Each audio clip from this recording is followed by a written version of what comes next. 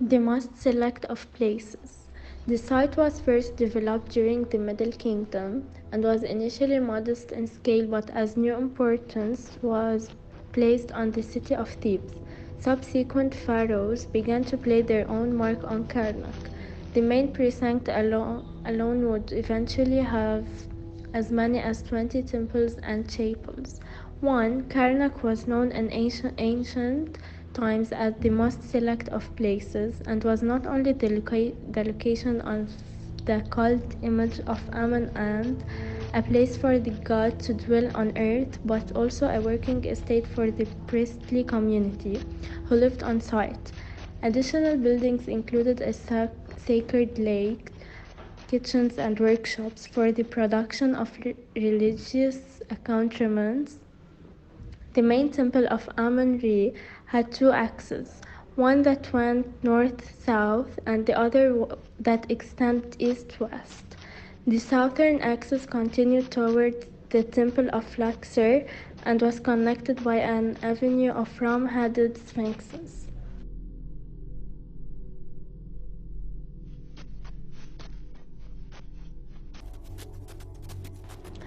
Hypostyle Hall.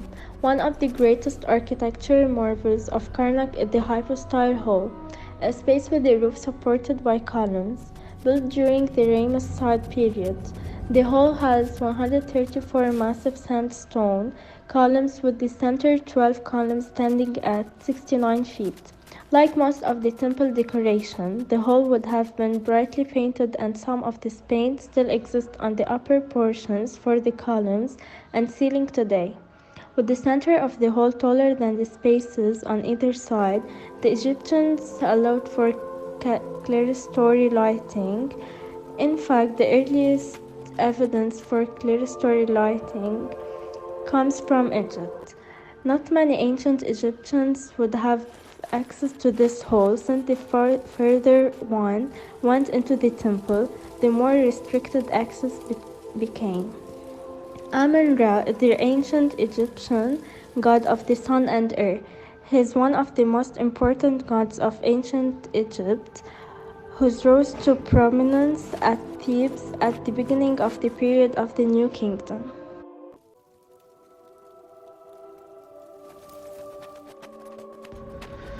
Offering to Ra. Some of these are attested in ancient sources, while others come from my own personal experience giving offerings to the god.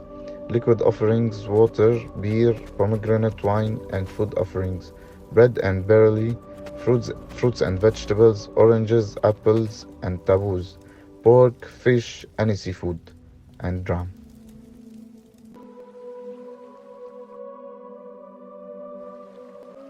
The lake is the largest of its kind and was dug by Thutmose III. It measures 393 feet by 252 feet and is lined with a stone wall and has stairways descending into the water. The lake was used by priests for ritual washing and ritual navigation.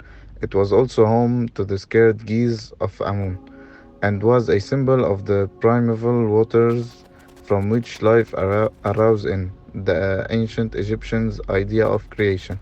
It was surrounded by the storerooms and living quarters for the priests. There was also an aviary for aquatic birds.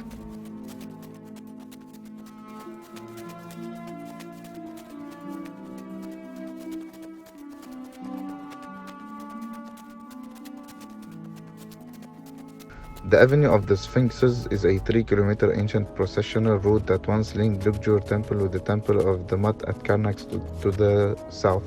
The avenue and the Sphinxes were built during the region of Nectanebo, who ruled during the 30th dynasty.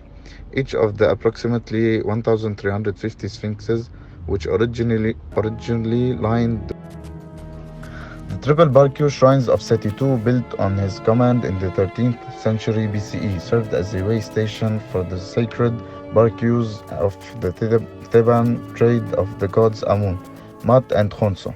The exterior walls of the shrine depict reliefs showing Seti II making offerings to different deities. And finally, This is the story of the Karnak temple complex at Luxor that developed over more than 1,000 years, principally between the 12th and the 20th dynasties. It was at its peak the largest and most important religious complex in ancient Egypt and the most significant structure and the largest religious building ever built.